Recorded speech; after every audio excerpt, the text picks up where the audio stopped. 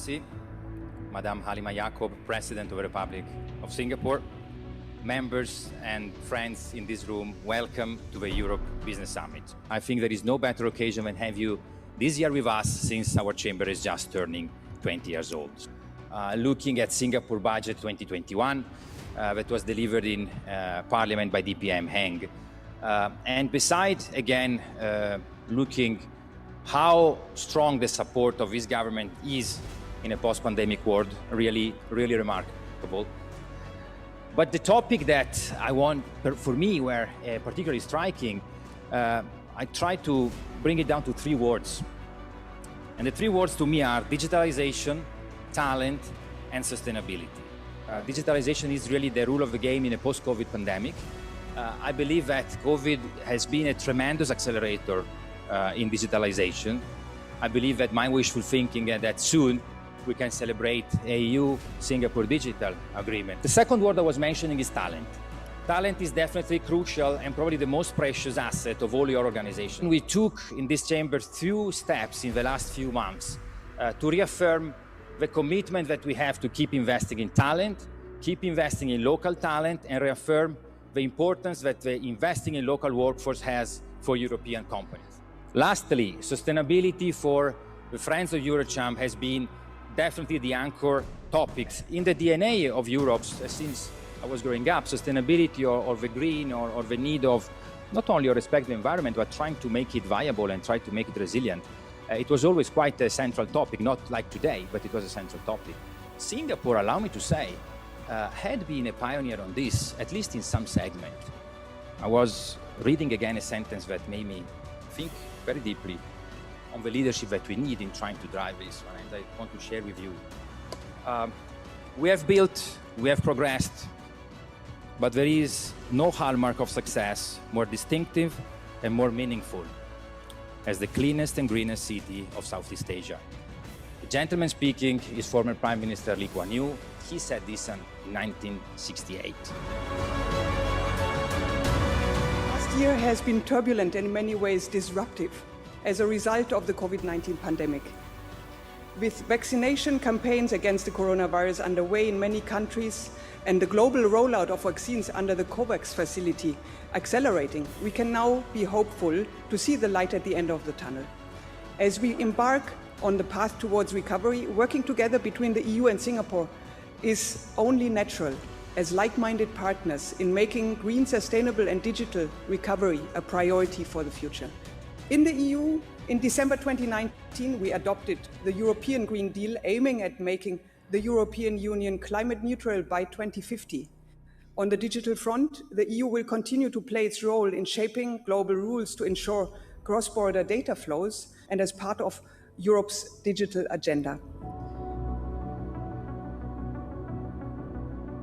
Today's event is a good example of our strong economic relationship and the relevance of the European business community, not just in Singapore, but also in our region. The EU-Singapore Free Trade Agreement has served as an anchor for our 2 economies. In line with our sustainable development ambition, the Singapore Green Plan 2030 was unveiled on the 1st of February this year. I am glad that Eurocham Singapore also successfully launched the Sustainability Awards recently to recognize European and local companies distinguishing themselves in this field. Indeed, as mentioned by the President of the EU Commission, Ursula von der Leyen at the awards, Europe and Singapore are walking in parallel on the path towards a greener economy. Another area of possible collaboration is digitalization. Digital economy collaboration between our 2 sides will strengthen our digital connectivity as well as develop new opportunities. I'm also delighted to see the affirmation of European companies in Singapore and their commitment to our local workforce in the video campaign launched by Eurocham Singapore at the start of this year. Singapore too continues to welcome talents with the right expertise to complement Singaporeans. I hope both Singapore and the EU will further our economic partnership to the next level. The Singapore Free Trade Agreement was signed a year on. In your view, how much do you think has been achieved? It's indeed a very important piece of agreement between the EU and Singapore, and for various reasons. Because we have very deep economic ties in terms of investments, in terms of trading between the EU and Singapore, and also people-to-people ties. We talk about taking it a step further. The FTA has been signed. What next? What should be the next milestone? In your speech, you were indicating that perhaps a digital agreement could be signed. I think that's definitely the way to go. I really hope that a digital agreement can be signed. We are actually doing quite an extensive work at Eurocham level that we hope to publish soon, whereby our digital committee is making sure to try to understand from our companies here if this digital agreement is really needed and how to be exploited and how to be designed. So definitely yes. A lot of Singapore companies are expressing interest in investing in the EU. Give us a sense of where the biggest opportunities are. Really, Europe is the place to look for technology, for innovation, and I think we should stop thinking in our brainstorming and in our conversation that innovation stop at whatever is done in Silicon Valley, because there is so much more in innovation that is produced in Europe and in our countries. Let's pick up on the issue of sustainability and Singapore's green agenda. First and foremost, how much of a game changer it is? The Green Singapore Master Plan 2030 is something that is at the top of the agenda. So we will have to have new areas of growth in renewable energy, in sustainable development economy, and we need to make sure that people are trained in these areas. How do you envision that transition to be, and what do you make of the plan?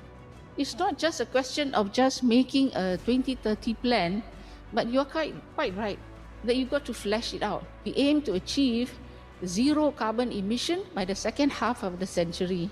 And by 2040, we will phase out all the vehicles using diesel.